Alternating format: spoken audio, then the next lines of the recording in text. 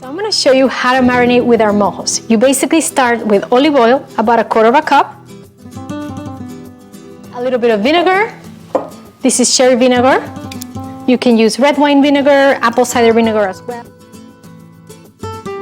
And then we're gonna spoon 2 tablespoons of each mojo, the white and the red.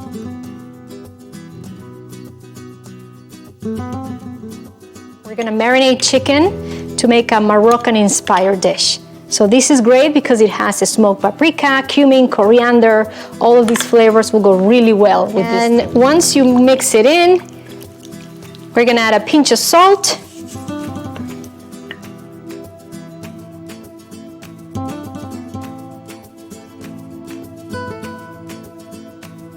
Want to marinate this for at least 3 to 4 hours. So you can do this in the morning, and then when you come home, this is ready for you. And that's it. That's how you marinate.